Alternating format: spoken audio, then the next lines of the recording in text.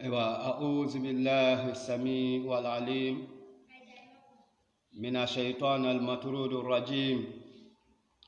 بسم الله المالك الرحمن الرحيم. الحمد لله رب العالمين. الحمد لله رب العالمين. الحمد لله الذي نحمده ونستعينه ونستغفره ونتوب إليه، ونعوذ بالله من شرور أنفسنا وسيئات أعمالنا. من يهده الله فلا مضل له، ومن يضلل فلا هادي له. ونشهد أن لا إله إلا الله وحده لا شريك له، ونشهد أن سيدنا محمدا بن عبد الله عبده ورسوله، ثم الصلاة والسلام على سيدنا محمد وعلى آله وصحابه ومن تبعه بإحسان إلى يوم الدين. وبالله التوفيق، اللهم ربنا وفقنا يا رب العالمين. العلم لله لا علم لغيره إلا من متنى. ربي زدنا علما سنقرئك فلا تنسى. الله ربنا افتح علينا فتوح العافية بحكمتك، وانظر علينا رحمتك، وذكرنا ما نسينا وما جهلنا يا ذا الجلال والإكرام. دي على موي على تانو موي با موي صلاتك على تشلاني كلا دينا كان ما تشلاني ابو نغوني اسيبالما على بوكلا مو فناني موي با موي مو حمياب وأفوض أمري إلى الله. مو وينياب مو بلادينو لا سيلا كتا على لما كلا دينا كلا كمو وينياب بلادينو لا نياندالي على بوكلا. أيوة مو فولي بيالا مو لا ملا كينجينا بلادينو ني ملو ناتي مو لا منا ملو مو لا منكاني كويالني مو بلادينو فولا سلاما يا فولي لا جاني مو نانا مو كوما داميا. Assalamu alaikum wa rahmatullahi wa barakatuhu. Mo foli dila mo bade islama beladenuma. Mo ni aluleti yano sibi timinu. Kadi ala mo ni alule fanani yano ni kotunu. Adu almu'minuna ala surutihim ma lam yuhallilu al-harama wa yuharimu al-halala. Ko muminu aya sarati kanema damandani amata halala jema kake haramune ay bare aya sarati kana wote tenale, wala ma damandani amata haramu jema kake halalale ay bare aya sarati kana wote tenale. Moni aluya sarati wale sibilo lianzi asiwe bana tanoni. Mona kumadi miala mona kesadi miala lianzi sibi doma moma kesamini mona abiala siache kala dina kahina moni alula alabokela me kesamini kumala mende kwaka kumala mo fiale kwaka bese wende ani iloja sabelale kala dina kamola sabari alaboka bese wende ya kala dina kamo fana sutiyama alabo kala ala dina ye mo hamibe no ya alabo kala ala na we jiala moni alula kuyana kono akoya ayuha alazina amanu astainu bi sabri wa salat inna allaha ma'as sabirin. ولا تقولوا لمن يقتل في سبيل الله أموات بل أحياء ولكن لا تشعرون. يا أيها الناس الذين غيروا لما آمنوا ألمنا لمن يكره Astainu komin beni amwa inu kokwedo bi samuri ni sabela kelele moni mo nyonje wasalati ani mo ino kwa kwede seliluma inna Allah kuyalo akawa masamindo ma sabirina ala ni sabela lule ko kimada ala kafoni sabela lule ma kala dinya kamoni alula sabe mo bana kuluma ala bokala kwenye kasi sabela ya toro ya kuma bila suyola asiyamano alakati heremingi nye wolon inao makono bese wende ya fanani ala mo sutiyama tilana fale mama kuma timini akawolon ako inali hasada ya kunal hasanati kama takulu naran alhatawa inali hasada abitena besewendi ya mini takulu besewendi ya babele mini takulu besewendi ya sudi yeno kutinyono sarama feye besewendi ya sudi yeno kutinyono lani la feye besewendi ya mondi mini kutinyono bana feye besewendi ya sumini kutinyono tola mafeye besewendi ya sumini kutinyono momandi feye made kona finyana takunu wo besewendi ya le duni kala wala hasanat emoni ya nyima ya duna leo kama aduna konyale ma takulu naran yako tawe duni kanyami ma ala taba lo jarana besewendi ya ekomi kala moya bare lo welewe besewendi ya moya sunduna kama iya seliduna kama iya heibere kama iya bare bebe beladanu bare iduna kama aduna konyale ma takulu nara yako tawe duni kanyami ma ala taba lo jarana yala yarabi ala mosutia besewendi ya ma ako besewendi ya adamado nya bare dunale besewendi ya adamado nya bare nyiminale yako iyo iwe lojiana dena lojian papa kala den kakinyongo kakata kalo lojian we takati menena lo nyami manu kalu bibi ako besewendi ya adamado nya bare bebe duna wonyale ma kala dinya ka hina mola alabo kala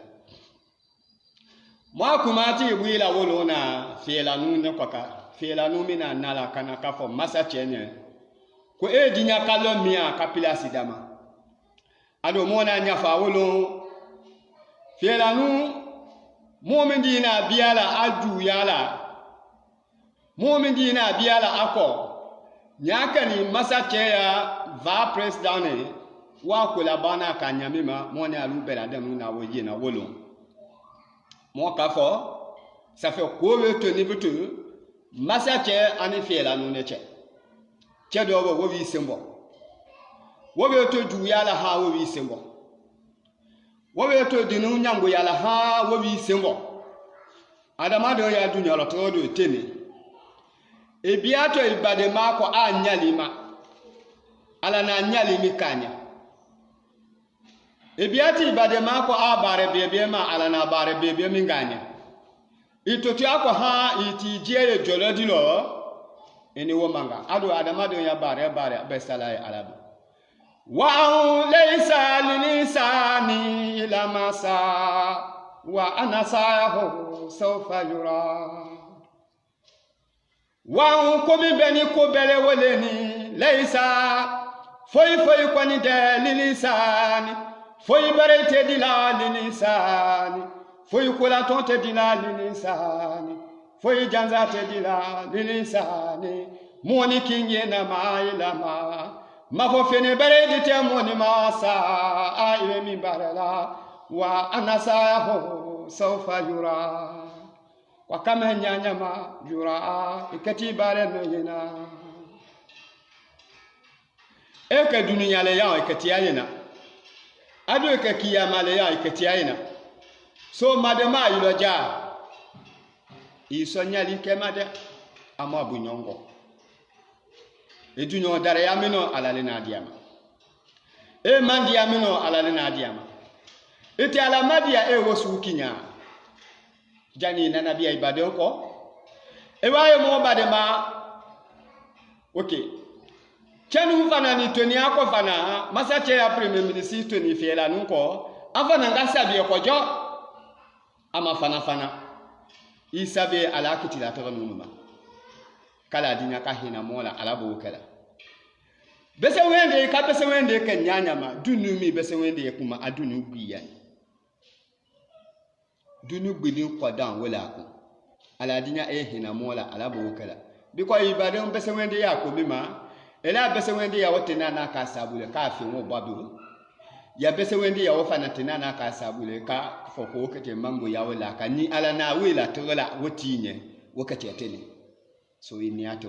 wala ka bese wende ni ala inyona watebe biko bese wende madina ala kitila tonuma ala na heremi ga faki sanye kwa latima nga kawoka wenye ala na bunya mindi afaki sama kwa latima nga kawodi woma ala na daraya mindi afaki sama kwa latima nga kawodi woma ala na mandi ya mindu afaki sabi kwa latima nga kawodi woma elese ni lotara li kela katimi alala ala dinya hena mola ala bo kala donc alebe fo alebe sembo abe to dinunju yala ha abe ta akun malo ava kunto kabia sen fe ale sebe bolo okay ko be to bitu fe la nuni masa chere chedo wote bitu masa che akadinu na si ko tunu back abare ko ma ba ma kuma na jela ti we dinu na jiu kabe chedo wa nguna fe ya ta mawuma ani chedo wa nguna fe ya kuma uma bese wende ya kuma unyo du ya kuma u aya ka mola tene abe boboliko kakuma kolokolo fa chemi na aka mitanu ekete mbia mi kwa wala ekete heremi ne kaminya wala ekete bunya mi ne dia mima ana che madema mi na ni veni nefe afa ka mademe ekete we mademe na awawe alato ebe la mama leto wo eto wotinyeli kambo wula wo mango ya kambo wula hali wotitika ka deme ni miswe aduno fe jolo wodi ya bitu wallahi ato wosu ya bitu bese wende etiti ni abolo ebi duno hali yelo tinya bitu wo ma wosu yosa aka dia bi le bia ale maso ile maso etatu ya so kala dinya ka hina mola alabo kala ale bi sembo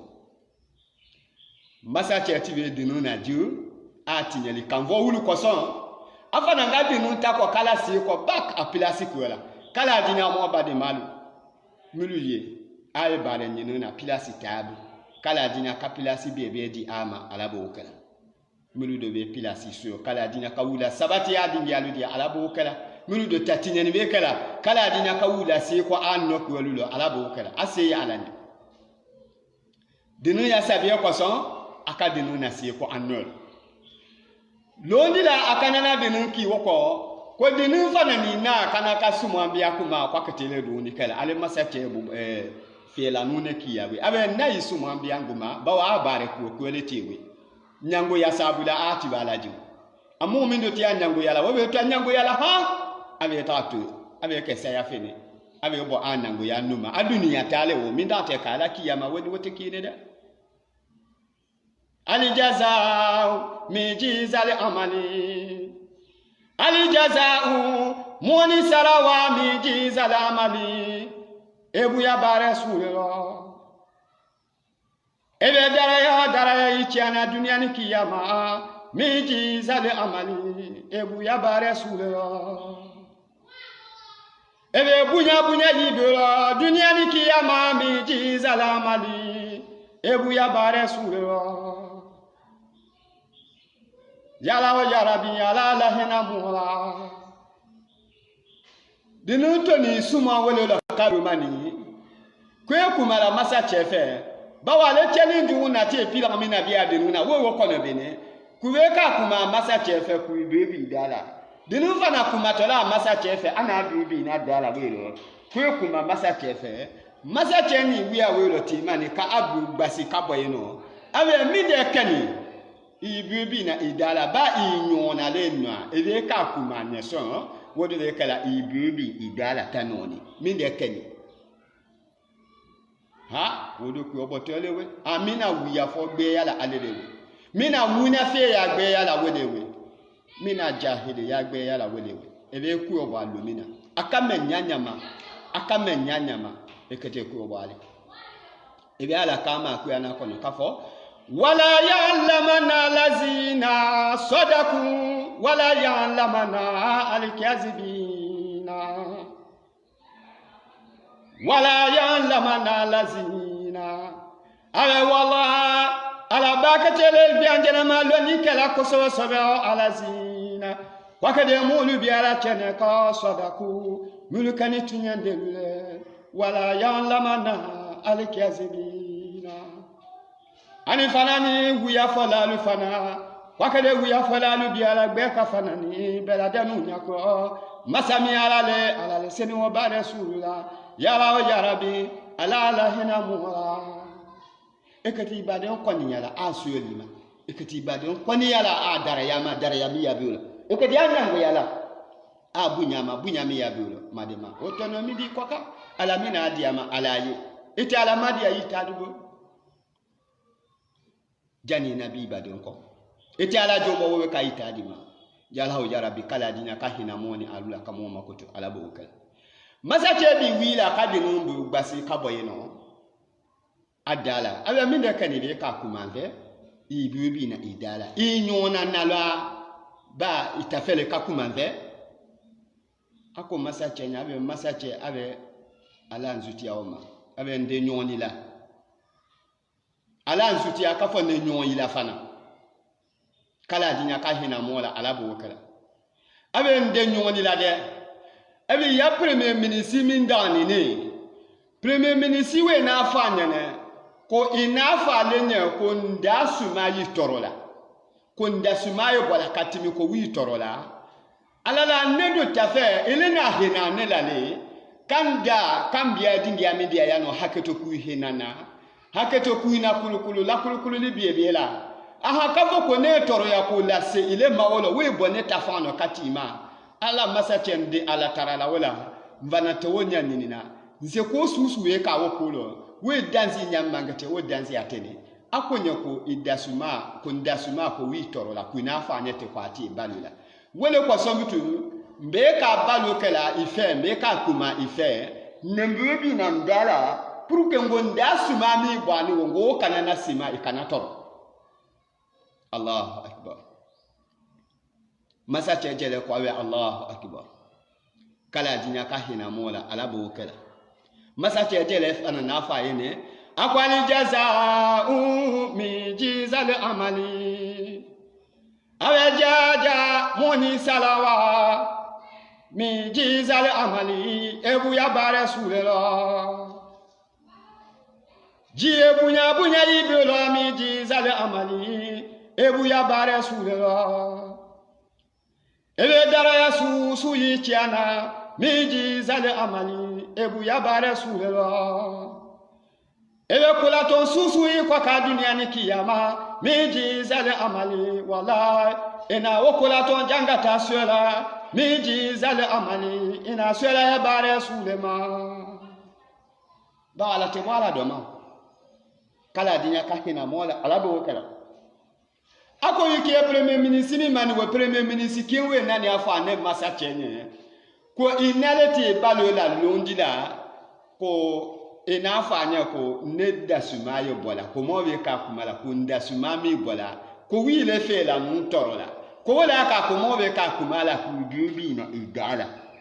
nati le terese be awelo kadi mangule tango nele ba onde ni tala kani bian ve biro la ya ngule tade ngo nele wena kana le terese be akadima guitale sofa u fe ayati fo abitu kine kibo dunia lo eli nyone la kaba kibubi igala kaba imada nyoma na ki ila wala wanga kafa mo wunya ko ne noni ne kuma jemani ko dangba le nele ko ne fete ndalo ko la ko dasma bola abi ale premier ministre ki one nani wogu ya fanya ne jaja nguna fe su mine atoni aboni a nguna fe ya le numa ebe ala ko kenyaye ala mo sala ya bare ma dunia ke mo ke sati weti mi adi ko ka wate lo eti bare nyalo be amade ma eti ta nyalo be ibade numa eti miliya gbe kalo ibade onula eti wani gbe kalo ibade malula eti ya miliya be la ta ma kalo ibade malula kala dinya ka hina mola ala bo kala mo hamiya be kala dinya ka bela den sono ya ala bo kala masa che ba wala masa che fanani ka fiela no manyininga me min bela den adama den sabia dia fiela no ki sabia ka famaji wa mu sibitu ya mu fiela no yakula ba ma fieba ana ala na mi de kanye awe nya min be bo e be se wende ke dia tale kala ale ta fa kuise dara ya min ofise no wolo ni ala na fa kuise teye ne wallahi isetiye ati ko bela wolo ko dinu kana na dara ya min so abe to wala ha abe to alo abe ke se ya fini ambaske ala dinu ya dara ya ma bene ka amba kiyeke ka kuise kabiya ye ha ala ta fa kabiya jolomelo ala na dara ya medima ala na dara ya media idunyoma ala wa fadalina ba'dakum ala ba'di wa fadalina nala nena falal yalikala ba'dakum alu adama dolu dila ala ba'di nena dota darayatula dota darayasano iwa fa bitu kutedinya ma bebi alala dole donye fuidinya wema ala dinya ehina mola ala bokala warafana ba'dakum fawqa ba'di darajati ayani ala nena dala danu darayatula fawqa ba'di nena daya bunyatula fawqa ba'di nena daya mandiyatula fawqa ba'di nena daya saramayatula fawqa ba'di nena daya mandiyatula fawqa ba'di nena do haliya bunyala fawqa ba'di dota haliya sano nena do biala donya wanyama li yatakiza ba'dakum ba'da sukriya li yatakizu ba'dakum ni zangwa lude do mialika ba'da dala sukriya baradone ne haliya ile tanya forese file na kana kabare ne fa itasho wala ma ile ta haliya ne tanya forese fo ne bare de ne wo kan itasho ai wa fa kutedinya ma bi ku nya wodu no wi kuma e mo mi di nyambo ya no wo sonja wo fa na ndu no wi kuma mo na fiati lo kala dinya ka hina mola ala bo kala amu mi di yagbe enyonye amu bi oki nyona ina mali mu'minuna ikwa fasiluhu baina kawaikum mu'mini susu fefe na fabitu la ilaha illallah wa ana muhammada rasulullah ikiwa wobe bade makene fasiluhu min bani kwa ila nyalike baina kawaikum anyo woche bade nyalla anyo woche bade nya aya alanya kala dinya ka hina mola ala bo kala ebe biare bade ma ko adare ya fe ala na dare ya mindiama halika ko beke ila biango wote na dare ya o babu nya ala na dare ya wela to la wema wote na kala mo kunya be ala be noya okay fiela nu atanya atunya le kanini matate kama nyininga awe ha aya balu nyo ya kwa na bito because masache awe premier minister awe wo suulo mito abalo ko mo su mindi wele ja tinye la suwe tie wele avana le dinu suulo mito abalo dinu sabie la su mine adama de sabie ala mo kunadia akadinu ki bitu kama nyininga awe ho na fa ki manyininga elena lani su minde yibu ala nadima ako masache awe lani saba ala na wodiama felanu adara yale nakani he amu bi kinona amobo nyangu yala dauna kabia mo adara ya munko nule wunyi na watebe fa kabia mo adara ya munko kinyalo aya mistake kinge na bela danu fe ado adama donelo emaye ala na fatila muhammadiyan kuyana kono sallallahu alaihi wasallam awe kuli inama na basaru mislukum yuha ilaya anama ilahukum ilahu wahid faman kana yarju lika rabbih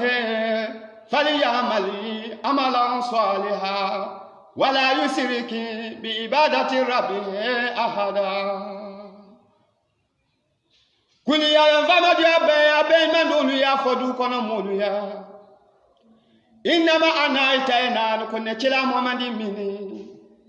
basaru ne adama donele mislukum ne adama donele ko ay adama donele nyamima moni alube musu kinele mo be adama donele yuha difference mina do amo chetun weleni yuha fisabandi yami mbulo ama weleni minanda dara ya tula dara ya samo minane bunyala akatimi alula yuha ana samale biala ilaya kanane chela momandima nekani chela lele kafara ala otala kana alu adama donuma wo difference le tunye moni alu che na wote foi gwete mo che ko na adama nele yako alu adama doni nyamma mo bi nongo mi dela ibade ma minwe ya darayama ila soko no banale we tinye nyana ma yiwo makanyini wala fia kula soko no lwani lale we defo so nyana ma yiwo ko ka wonyani ni nyaaya a ko befe mistake befe ebe mi lwana ibia isena ibala wanga na mu woche bade malu kwate doki ne kaboki ne edu ya bade nyago yala itate fembele tadi amuje na niki ya bade nyago ya wallahi itate dogbe tabade nya di amuje na sika tewolof wo ikwani ga tewo yena amati doki nyona amunyo ko kwede kala dinya ka hina mone alula alabo kala enyalo ni Sedina Yakuba a denjelu Sedina Yakuba denje mota nifia inyalo aya kesalo ba wa ala nafa minga wakuya na kono kafo ako ina anzalinahu qur'anan arabiyan la'allakum taqiluna ina lana ala anzalina nena juli kala ho nena ho la jula ho yemi defene nena selina yusufu mangandi ndia wala jula kabia kwa na kono qur'ana kakeki amvene moni aluya la'allakum akiana witu aminde ma weleni la'allakum aliyaki kala moni aluwa takiluna kosa mo fana haki so mo ya abade nyalu mi anyaluma abe na ala wiya o madia ma kafo ayake kulo fo fene kafo ka jaja wulu ti akatania jaja wulu ti ta madia ma wolo de nadila amale mindelo kala kia anye ay haki fana ni so atabade nyamia nyama akaka atabade nyala tamanyama wulu na komina tamala kabia Sedina Yusufu ba ana wenya mi lolala ana emiliyami tama kalo Sedina Yusufu ma ko Sedina Yusufu kana kemine ana ka wole ba makale madema ebi ati ba don komine atono midika afani wolo kuyalo kia ike hakimale yalo komi diminalo ikakarama ana komingala ikakarama nizabula koko nyakan yilo abiro fakana nake wele nakela afana nakawi anyango ya kuna ka midele wolo bitu na fakawelo iketi badan nyango ya la femi fenu abu ele ta fe ko ekemine ale kewode ita fe ko eminzo ale woso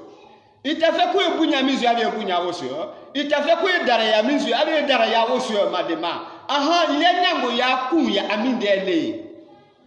kala wi je son jamate eti jiwi bo dununa i alaki ala ijombo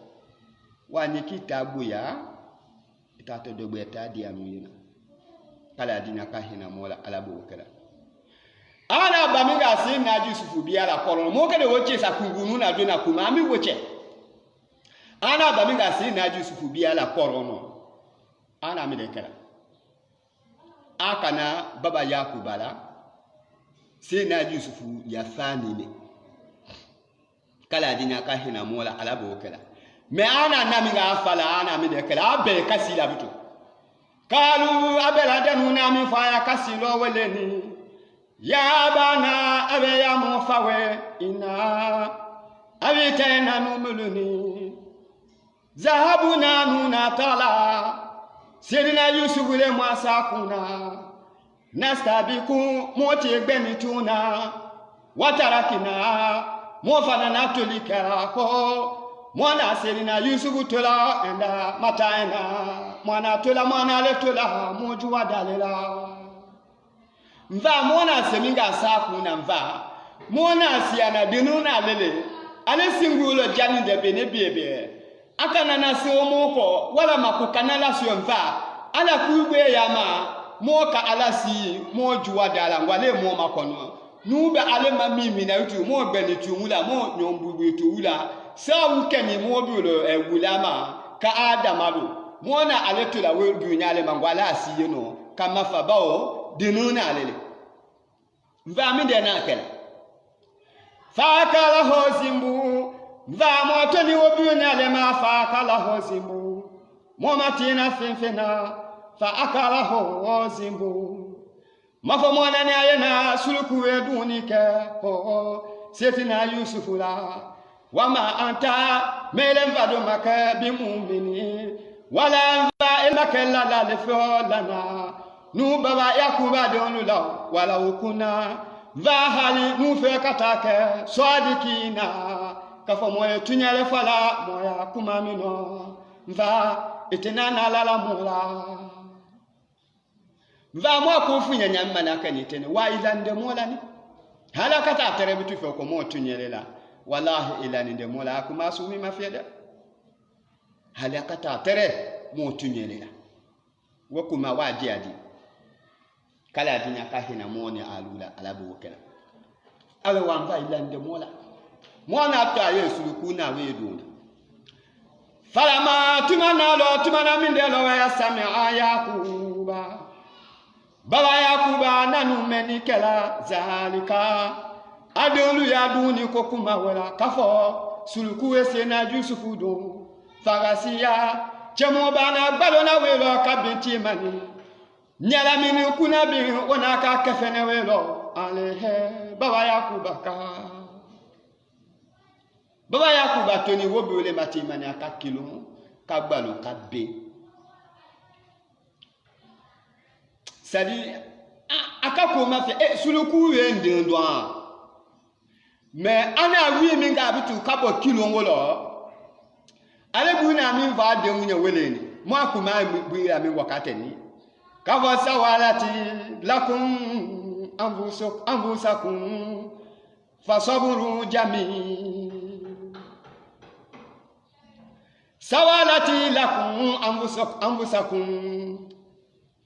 awe adia kanini aya milia aya pila wena masili kala lakum alunde olunya wenya mina kwaye ko kawanyama na wote ne lani ala ko makawanyama fasaburu memimbeni neketelenza biela aya bana ko kinge na bema ngetenza biela aya toro ya ko kinge na bema fasaburu na sabia wo miniwe jamilu wole kwani kanine baba yakuba mimbeni nenzabia kine sabiela susu fana beladenu sabia badenyalu bademalu ya toro yama isabia bademalu ya lotoseri kanvoluma isabia bademalu ya borobo kanvoluma isabia badenyalu ya duya kukeluma kalele mununa fasaburu ya sabia wo miniwe made nila mina weleni ani nenjela lila mina weleni fasanguru ilisabia kine yasabia woke mini we jamilu wele ko biele ho le moninya ala mola sabia abi sabia kine wala dide baba yakuba kwa donu ya abe ngatin zabela ala ka den demena demelay ala le kala dinga kala ka moni alu demelal ala bo kala wallahi fuiti fo gona alu demena ma fa ala ili ya demeni wa ala bo ya di jima ideme ibe wo ba ala bo ya di jima ibe ba ala kun ya la jiku jesi demena ibe ta la mi be bi ten demen dasikina wo be dasikina kadima bi sini itako atako adima sini jana itako ata adima wolo ndi sagwana le tala bete kangwe mena dunia mi kenyawo ila masami ya bondala wate be su anitene kilo abona ndala leridi miniti bela wate idala kasiane agana be pela isoma iso jala kili talo fo italo wodan e fingi be mina wole alaje mo de bi ba ala ki koma mo be ba mo kungodi alama mon fere duna misila sibe bana be fa salamu alaikum wa rahmatullah salamu alaikum wa rahmatullah e ke yako o gbenyele islam alu ko ka gben kala bo misila atale banam itate mindela itisi iwo wate nuta ikungo imako dia alala enyono tinyeli late etisi ikungoji alala inyono jurumu tote etisi ikungoji alala inyono gbenen tote inyono haju tote inyono hamidi tote inyono kamigbelen tote etisi ikungoji alala ibote eno isino samea bando tamala mulu koniwe aya telephone numero be ibolo aya leri rendez-vous wate miniti leri abela denu ibolo tiloja yala tawo nyini wekibu wala ma ebele we ka mo melu be fanati dia do wulu lo wulu yale ala di jombo inya mafo kabia te suka inya gbani kwado be gbe ya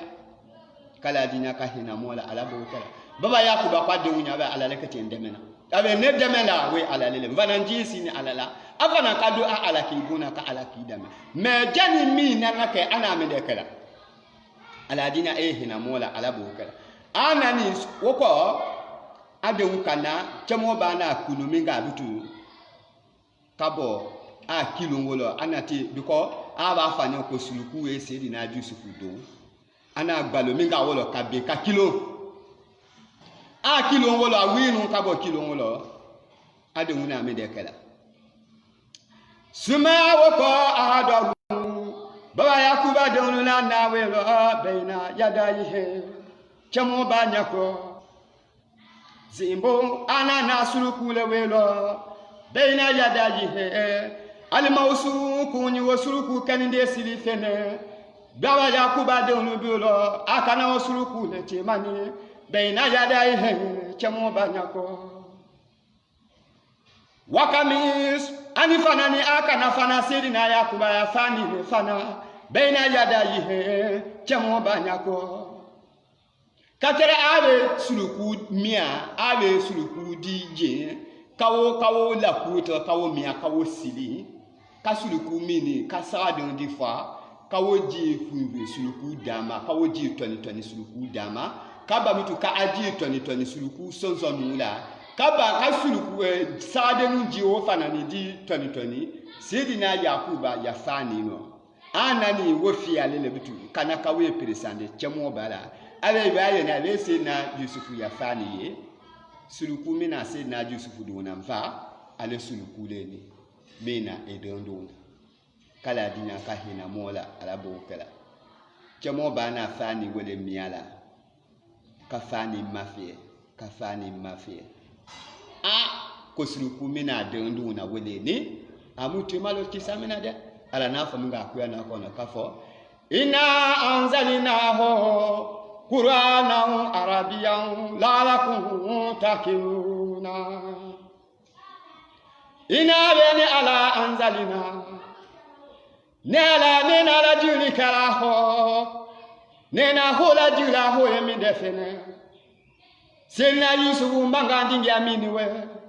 nena wala jula kabia kuya na kono Qur'anan kake kiambene moni aluye la'allakum aliyaki kalomoni aluwa tatakuna takiluna mofana ke hakima dile motabenya lula tamanya luma yala jarabi yala muso hakira chamo bana fani we tala kama fe kafani mafe kama fe chamo bana me de fola ayata la he yala suluku ya ne dondungo mini suluku mimbiolo bengali masala da sena yusufu dongo mini bengali masala sa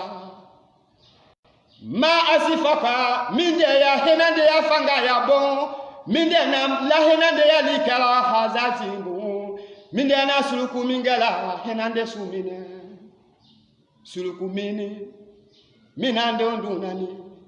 milena suluku mingala henande sumine alazi ngaya suluku lema akala suluku minaduni kalani waladi anande nduna na sedina yusufu duna wala mu ya muzaki ala suluku fiama falalika kamisa ho amande ya fani fala mindenda suluku mingala henande sumine wala ma minde henande ya yabon kaze suluku sumino suluku mina serina yusufu miala kadon suluku mina serina yusufu miala kafani bo serina yusufu kana amafani fala kakwisi bo serina yusufu la amakwisi fala soninda kele makafani na kabaka serina yusufu don kafani la nuto hali fala da kele wote fani na ala minde fe ya henande ya seni suluku sumino amon kiti ma fieda chamo ba be pila nyai ele ala kama wa kuya na kono kafaina hum yakiduna kaidan wa akidu kaida fama hilal kafirina amhelu horu waida ile kete pila ekele ju ya pila sumi de la dan ibadon to endia iko na la nyatila nyango ya pila sumi de la dan ibadon to ma yako kwa la nyatila iko no kwa la tiyena bese wende ya pila sumi de jate site awa badon na betimi anyimbe ti ala la mi akono woni wotekini awa badon na be kuma ti mfanye mi akono wotekini eleke de pila sumi de la dan kafoko ala temi karama ala kunya ku pila na dana anya ila ha afana bisala akinge na bema kala dinya kahina moni alula ala bokela chamo babe kunya abe ha mide na suluku sumi nga hina nde sumi suluku sumi na nde nduna ni ama fani fala me amadawma kala dinya kahina moni alula ala bokela Mohamia be kala dinya kabela de nun sono ya ala bokala fa amara waqafa chamo basina yakuba ana jamalil kawla adulula bitila kisimbu sulukula biakola fataraku ana la biali kawelo ko akasulukula bia akode munya ba asuluku fi asuluku bia asuluku fi kabia aka suluku fu ka suluku bia jama we na belade mu la deni kimini suluku la jamo ba kwa ba suluku fu ni wolo suluku te tadia so la be bui la be ti nya so ya jama la ta akwasi aba agba na ta atise tala jama we wala anya ko katimi atise suluku do na jamo ba jele ki mado suluku la akami de fo suluku nya ala ayu hazimbo ala ngile suluku le ma imafa edini suluku imadone chamo ba mina imafa foitena kala ile suluku mina ndeni ile suluku mi fala vana ndeni wasana halinde na ko kala ile suluku mina mena fene mi fule suluku mina edini suluku imado febe no mini imadone baba yakuba aku imadona ndena na foikila suluku fanane suluku ki mado chamo bala kala dinya kahina mola alabo kala chamo bana suluku ana kuma junami su ya fabene kafa suluku nya wede ako ayu hazimbo awajire suluku we fajata ebe chetalike ebe jitolike ni ne chamo ba mina waladi ebe njibi ibuni ebe njito nde nunu na amingani sedna yusufu le lima ina okaminde koro ni suluku le ma ebe Evenjito na diana dona. Evenjito na nyalo sumia bona dona. Evenjito na diana mola lima. Ena okaminde ko. Waura sitae ala suluku. Edeve chetalikani. Nebaba ya kubala hozina. Ebe sunu le langwa kani suluko tawi lang. Niwo suluku kuna janda. Niwo sunu kuna janda. Suluku edeve kubela bakena. Minde kani. Ebe jito sumi langoka. Suluku. Edove kubela mbalangoka de ebe sunu kubela mbalangoka kan jito ndona. Nadia nando njoso jilido. Njoso kanido. Ebi kuma mi voilà. Suluku leni atu maloni ala e kuma susu voilà. Mais suluku majabi. Suluku te kuma lao. Ala ma kuma dabia suluku kuma. Mais chamo ba e kamim be fa suluku nye a makajabi. Aloni atu maloni ala. Ala na fa minga kuana lo. Kafaina anzalina ho Qur'anan Arabiyan la lakum takuna. Ina yani ala anzalina. Nena la juri kala ho. Nena ho la jura. Nena sina jusubu mangandingia wala jura kabia kuyana kono. Qur'ana kake kiambene moni aluya. La lakum menala wila mindema. Mafo ayaka kulo fanyale. Vana mafo ayaka ya dandoli kanale. Vana mafo ayaka ya loto soli kambolule. Nala wila mindema nizabula. Kwesa mwani aluwa taakiluna. Moya ke hakimanule. Moya badenya alula tamanyaluma. Ani moya bienya alusili nyaluma. Abe nala wiya wema. Malawi kafa ayaka kulo fanyale makun kawede. Kala dina kahina mola alabo kala. Suluku chamo baga suluku tekumala. Ale jele ki terolosi alanye. Abe ala ijon suluku la kumanne. Ala enjabi. Na kami fanya na nyini ngamina. Na kumami fanya ala enjabi. Ana ndondo na kumina afanya. Ana njito la ndo na kumina afanya. Sulu balanzu mindani ngwakani abula akumfanya. Kala dina kahina mola alabo kala. Ala fanani kasuluku la kuma. Bantakala. Ala bana la kumalika welo zimu. Akasuluku la kuma. Akasuluku la kuma. Chomo bale. Amu jadi nona bade nyalo. Amu bioki nona. Amu bioki nona. Moya dunia fanfa amu bioki nona. Silama donu.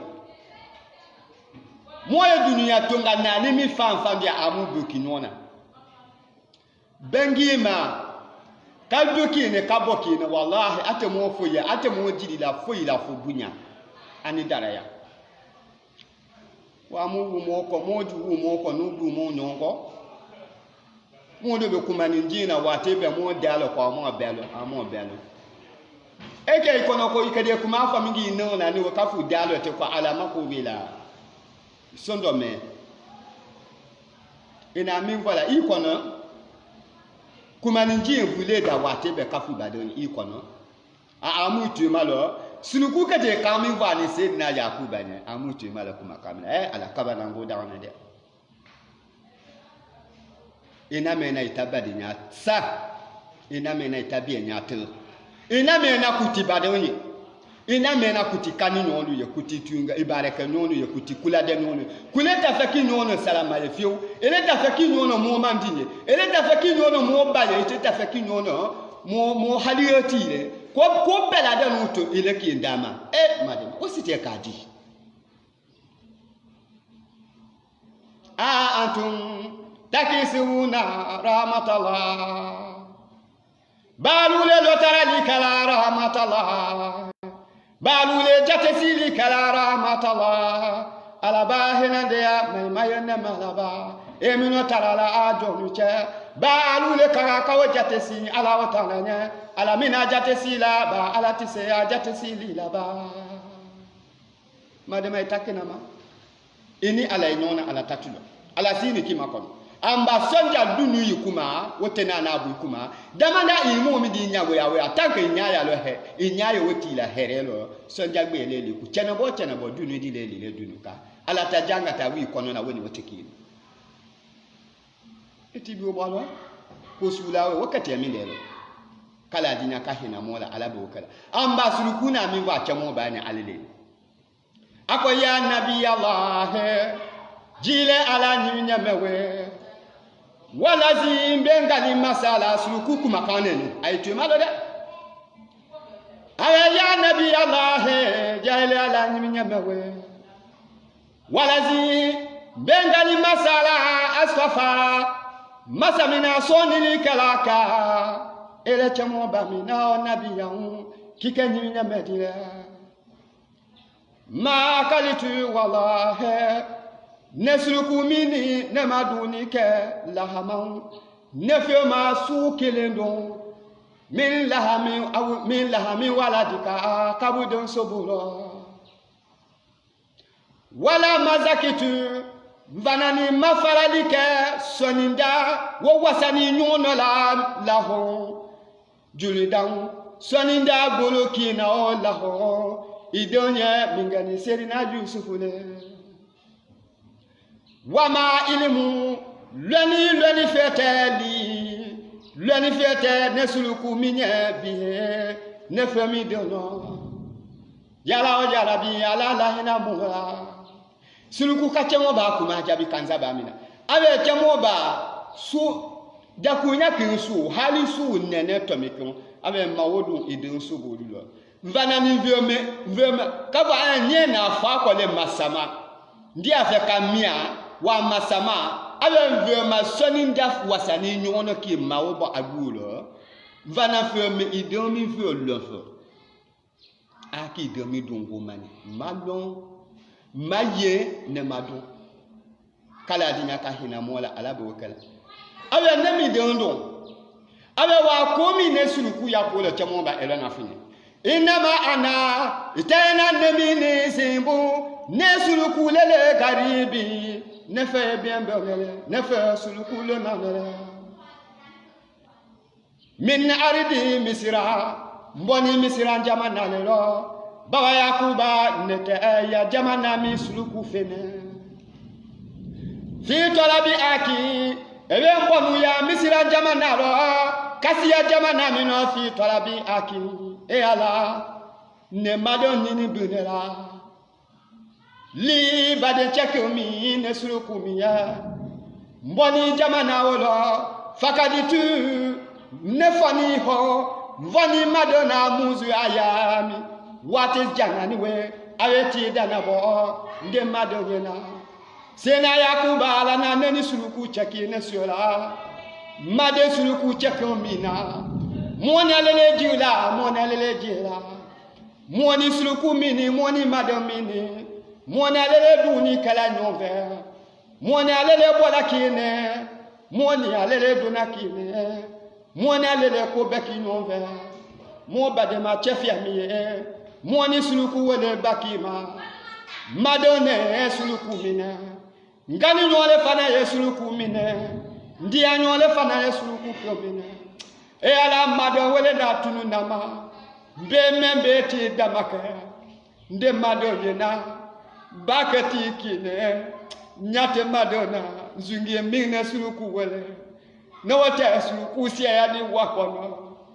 ne wata susia ya ni wakono meneta mala sudolu weche be madoni ni nyate madomina be zungio mini ni nyate zungio mina na bola welo kange dunya lango minde ko mine madenge wetunu ma nyate madenge na ndeni wenyi ni bule ma halikase ya jamana mino nete jamana me suluku fene suluku kane ni baba yakuba ye ilita badenya sala ita badenya tinyala ita badenya losi sala ibado nuju yala lima iwoka me de kola nyalo suluku kalo wakono su kane ni moni ali e ala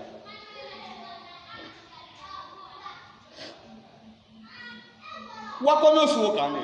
Aye baba Yakuba madengo le tununima. Ave membe wate janken dalena. Ndoni wobule mahafo bibe se nyatala. Mboni welo nanyina. Mbeto woni ne ni la hambe se ya. Ide una nyina welo kamia kanzili. Kaji fi yundama kone ni dondo na nemi dondo.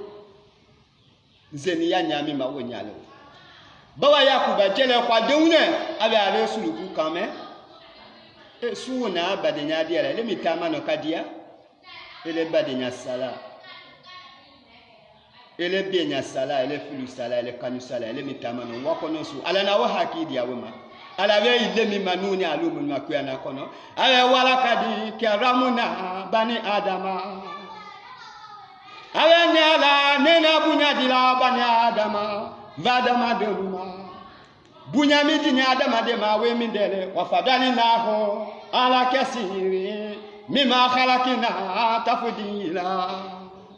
Ale nena adama de bunya la ka adama de valo di bunya fo bela da no ne ala na fomulu la dana moni alu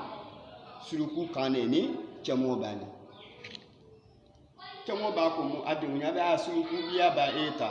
alu mulu na badona tila kolona kata do mia ulu ya badona nyinu kan mi de kan ala tani ulu bu be na suruku wele no de suruku ya se awalo de me mi de kan ala tani alu bu be na suruku su wele ni sabula ko elu pia moni alu le nye kafo iya badina dia kajia ila iya kanine ya dia kajia ila iya dinyo ya dia kajia ila iya bare no ya yaketeloni la dia ne kwaka bawo ni kita go ya fegbe kete ata dia la ala kete adia haki dia fegbe ma wadia woni ne tekini ya bade ya go ya te fuika ala la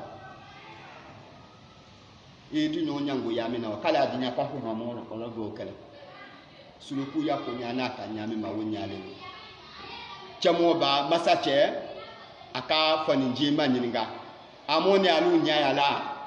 moya kamera nya e la dibi ka ke e wasane we wi mo fe ya no kala dinya ka hina moni alu la ala bo kala mo hamiya be kala dinya ka bela de no sono ya ala bo kala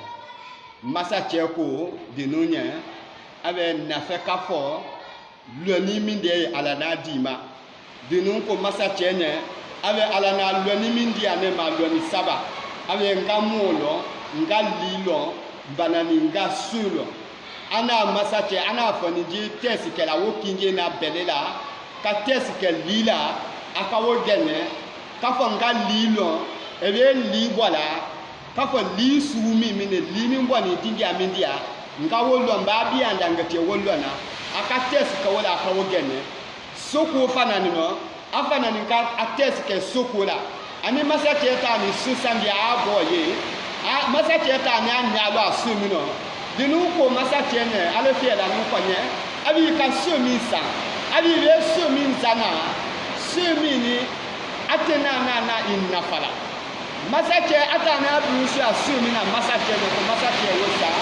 masache ka sumi sa ya la samile be wi ala dina ka he la mola arabo kala tumami ni amode ba nya do kaka nya ina fanani aya do ko nu la wi a do ko ni no bi anya ta no wo be ka na nya e ka ko a nya ina mo be se ka continue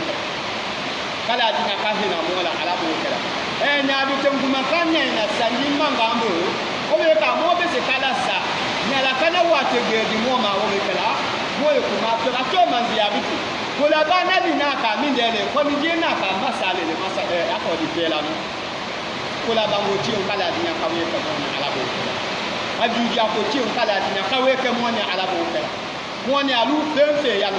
kala dinya ka mo bela be mu dara ya ko da ala bo kala ba nya ye ka fo mo anya ye ala dinya e he na mo la ala bo kala ko ni je ni masache bo su sandia ro kana luma afana ninga ko ni je mani ninga fela nu mani ninga awe na ka ki mani ninga iko kukase liba mita sikawala ebe wogani iko kukase lo ebe wogani ko masache nyati sumi na masache ana afanya kakasa aka sobesa mulu nani so wosana donc mulu kwatala lo fela kata so kono ale so ba ki ona la bena siala wulu le kakwa masache ni fiera nu nani wulu be ni la su no ako masate na le na ku no ku no ka so ni sa ale ba le ni ale alo ni ale so si le ku na ale ba na so si da na ye e Canada ma de nje ti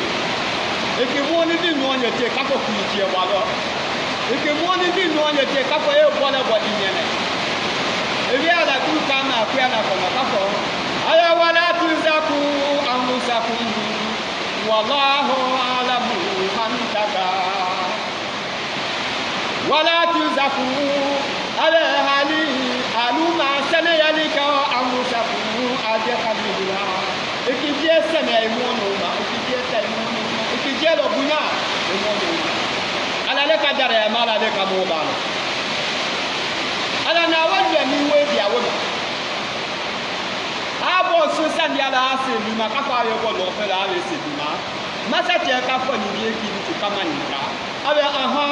na fa ki ma ni ka iko ni ina boko kwa la mo bi test ka bela iko ku ta mo lo ki e ko di abe ni ma ni ka mo su mi de masa te ni ku na we ko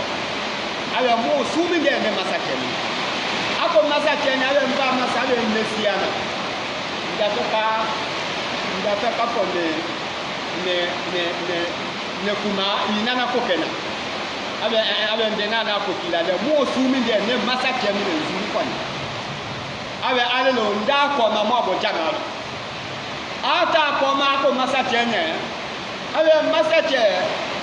abe nesiana ndatoka kisu kunya abe idina inzu kwani sumi ne ndatoka nzuru yo masache ako masache ni abe masache abe nyomo de oni la ni masefu ko kala dinya ka he na mola ala bo kala abe ni nyomo de ndo makide wallahi ibani siami ga e ka nyomo de siale ba nyomo de ya duo wodi le masache kala dinya ka he na mola ala bo akwa nje kuma wala ni febe ne ta kada mama ni nga atala kata abasu abe ma abe nani ko fi ale ko kadu wo ko fi abe mi dele inzu ko no wala ma ni fa sumi le kanu iwo fanya wala ma ni fa abe embe yakuma wo ni de ko abe na ka kan ko abe na fie la nu mi ndo ya we ko ma ko nyomo do ne ko ma se fu ko masa te kwanye abe abba kwanye abe alala nde fie la nu na ko ma mi wala tinyele ni ma se fu ko isini chemi pila ni ku ifachele chewele masa le ti chemi ne me atite denzuela cheya kita paliwa nusi ni dia kuma ate kulo kabo kuwo fo kala bo aka ni fo mazale fanga male woto ni wobele ma bare do bulu ki ale masa chebulo neni we dina bena lo ni ngi ala sala bare do bulu te bala ku ndoni we la kilo ko meta kaba kisio ale masa chele kana ndo kalo ale ma kono la na wa fa ne ke ko ale bulu ka ko fa ku mala bo ale ba ku mala bo la ale bulu ni ebuto ale fana ki mako bana nga de onso ngombe de masache de onso dengembe we fana na suela a pale ko na a masaya ti we fana na ki dele isue ni a bare de odile la ifaye a bare de odile itoni wo biole ma yale bi bitu kondon ale na samingala a bi le tabi de kibia anolo ku isi ifachelo isi ni wasile Allahu akbar ko ni je ya ko ma be katunyele badi kala dina ka hina mola ala bo kala akwa sila kanaka denuncio abe mbeti ya ko parifie ala la luleni la lile mi vie yo no bitu chanu mi die iju yala niwe nyato ni iju yala ana afala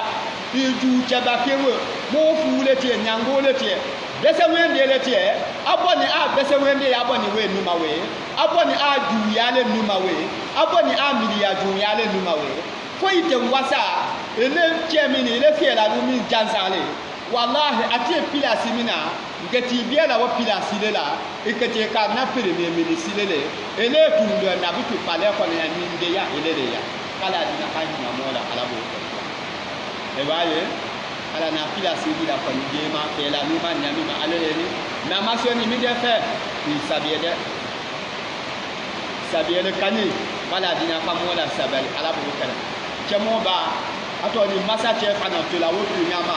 masache ma sisio ko masache be sala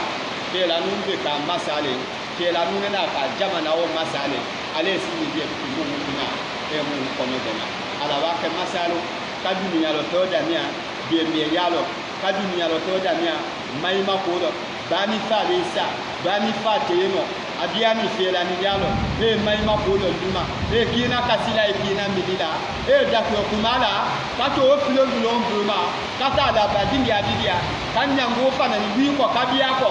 nyango wo mase wo katalo hali akisabie akato o be fa na ni no alabe na fa ke masale adama do yakula bande bibiati badon ko juyala yare ya minje bibiati badon ko juyala hali yo minje bibiati badon ko juyala ni we bunya minje bibiati badon ko juyala ni o mandi ya minje kwala we salama ya ke badon ye kwala we bunya bi ibadon ma minje wala ma kwala we mandi ya bi ibadon ma minje aju ya ku ne to we ibula wonna family ka dikala madia adidi ma kala dina ka amina ka moni alula ala bo kala ala dina ka moni alula limani ya ala bo kala kala dina ka moni alula sabari ala bo kala kala dina besewende ya ka mo sutiyama ala bo kala nyondo ya kala dina ka moni alula sutiyama ala bo kala nyonyango ya kala dina ka moni alula sutiyama ala bo kala silama donye dunia fafa ka ala dina ka dara ya ko ta ka ya mandi ya lujini ala bo kala kala dina ka dia nyonya ala bo kala kala dina ka kani we kenya ala bo kala kala dina masahina de kaslama dum kakini aya kangi ne ka we lati ya ka ko monya ala bo kala alu boni kabia dunia ka aya feminine na ndi ala masahina de kala dina ka we di ama kuya kuya le lati ya li duma ala bo kala ndi ala masahina de aya natala femima herelo ko ala ke ana kala dina ka mo bela de ndata ko here ka we ke monya ala bo kala tumado kumadu ye alu ya natala ni ko na fo kabia du owuro ne do dama sama no ya ko libande ya sabula mbana malo na lo ni be ya sabula imilia ko mi ne wojo kala dina wo kowe kabe la kolokolo kabia ma du owuro yi pila simina no ekimili yalo yi jolo mi no wo ekimili yalo di ala kala dina bedo ngamo no horo malo bedo ma no horo malo bedo ba no horo malo bedo tira mo mandi no horo malo kala dina ka wu no horo malo mo ko ka mo du wo wumi kala jabi kamota nata ko we kawe la kolokolo kabia mo du wo wumi no kwa kwa nene akata heremine kala ti yakadi mo makata mi anu dunu wala ala mo kala mo do siana komine wala mo sutiama mo siango wakata koko de ile kwa kaba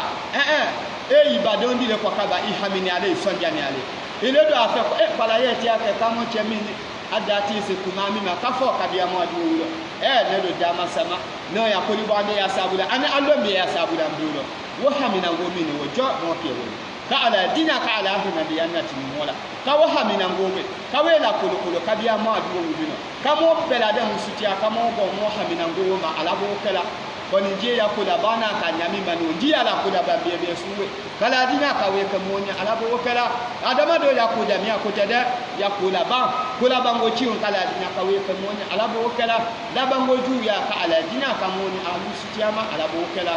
ji ala masahina ne mo ba de malu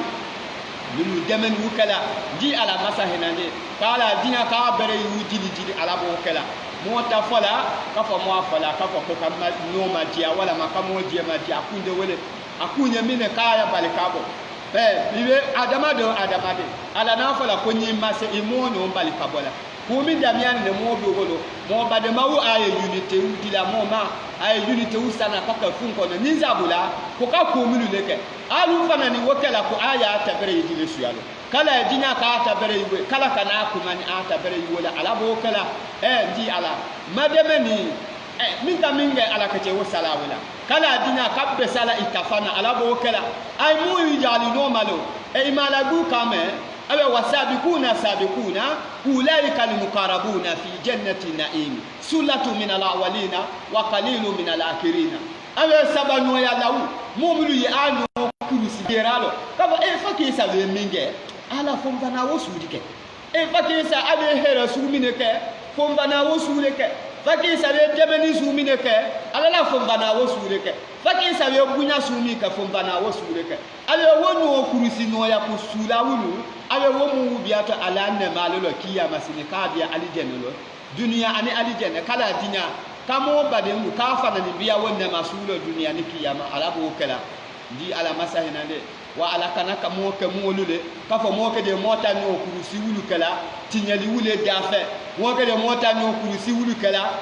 ala soso ku wule dalo ba mo je na wule dalo bi kala dinya kamo hina mo la kamo makoto kamo hakiru sanse ala bo kala ala dinya kamili ya bebe ya mo kono ala bo kala tube ko ciun kala dinya ka we ke monya ala bo kala dinya ka mola limania ka mola sabi ala bo kala mo kunya be kala dinya ka bela de sono ya ala bo kala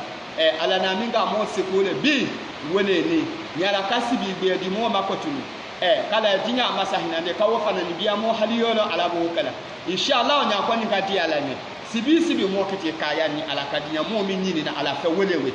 kala dinya ka we ke molo ala bo kala ko na mola sola kamo bo ma ala bo kala ba watebe mo ye left la watebe mo programme be na mo rendez-vous be na ala le mo kokko kala dinya kala lo mo kokko ala bo kala ala mo ni malu fana ka wuri fana lo mo kokko ala bo kala ala hina ndelu ka wuri lo mo kokko ala bo kala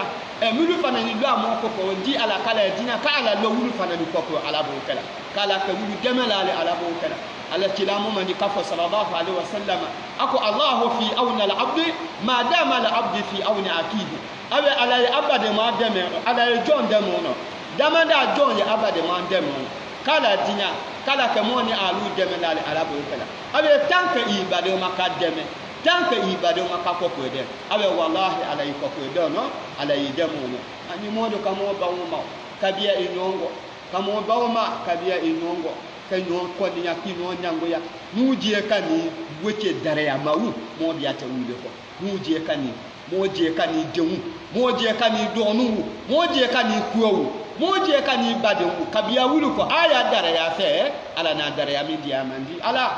ene kete wala ikade na fami de suya wala kala dina ka hina mora ala bo kala e ba madde mena kine ala ya dare ya wala ta nyefe itabere yusho wala ale fa de ya dare ya nafabo anna fa kaisi abela demu ba wa hali e da fate mi ko faki salanga wulewo uida je ma di suya wala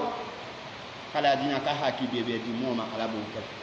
kala dina ka haki bebe di moma ala bo kala kamola limania kamola sabari ala bo kala اللهم ربنا تقبل منا إنك أنت السميع العليم اللهم ربنا ارحمنا إنك أنت خير الراحمين اللهم ربنا لا إله إلا أنت سبحانك إنا كنا من الظالمين اللهم ربنا إنا نسألك من خير ما تعلم اللهم ربنا إنا نعوذ بك من شر ما تعلم اللهم ربنا إنا نستغفرك من كل ما تعلم إنك تعلم ولا نعلم وتعلم الغيوب اللهم ربنا آتنا جميع ما سألناك به في سر والأعلان اللهم ربنا زدنا من فضلك الواسع بجودك وكرمك يا رحيم يا رحمن اللهم ربنا يا إله العالمين يا موانس المستوسين ويا رب العرش العظيم ويا كاسد الهموم ويا قاد الحاجة أكدي حاجتنا وفرجي همنا وغمنا سبحان المفرج عن كل مديون سبحان المنافس عن كل محزون سبحان من قزينه بين الكاف والنون سبحان من إذا أراد شيئا يقول له كن فيكون سبحان الذي بيده ملكوت كل شيء وإليه ترجعون ربنا إنا ببابك نكيف فلا تطردنا اللهم ربنا إياك نسأل فلا تكيبنا اللهم ربنا ارحم تضرعنا اللهم ربنا آمنا خوفنا في أوطاننا ودارنا اللهم ربنا ولي أمورنا خيارنا اللهم ربنا لا توالي أمورنا شرارنا اللهم ربنا ارفع مكيتك وغضبك عنا اللهم ربنا لا تسلط علينا بذنوبنا من لا يخافك ولا يرحمنا يا رب العالمين اللهم ربنا سترنا بسترك الجميل اللهم ربنا اصرف عنا كيد عدونا اللهم ربنا اهلك الكفارة أعداءنا اللهم ربنا آمنا خوفنا في أوطاننا ودارنا اللهم ربنا انصرنا على أعدائنا برحمتك يا أرحم الراحمين اللهم ربنا حقق بزيادة أعمالنا اللهم ربنا اختم بسعادة آجالنا هذا زنا ظاهر بين يديك وحالنا لا يخفى عليك أمرتنا فتركنا ونهيتنا فارتكبنا ولا سونا لا فوك فافنا يا خير مامود واكرم مسؤولينك عفو كريم رؤوف رحيم يا رب العالمين اللهم ربنا اغفر لحينا وميتنا وصغيرنا وكبيرنا وذاكرنا وانسانا وهادرنا وغائبنا اللهم ربنا من احييته منا فاحيه على الاسلام اللهم ربنا من توفيته منا فتوفى على الايمان يا رب العالمين اللهم ربنا آتنا في الدنيا حسنة وفي الآخرة حسنة وقنا عذاب النار اللهم ربنا ادخلنا الجنة مع الأبرار برحمتك في عبادك الصالحين اللهم صل على سيدنا محمد وعلى آله وصحبه وسلم تسليما الحمد لله رب العالمين آمين يا رب العالمين الفاتحة بسم الله الرحمن الرحيم الحمد لله رب العالمين الرحمن الرحيم مالك يوم الدين إياك نعبد وإياك نستعين هدنا صراط المستقيم صراط الذين أنعمت عليهم غير المغضوب عليهم ولا الضالين ديالا كلا دينا كمنا مولا على بوكا اللهم صل على محمد وعلى آله وسلم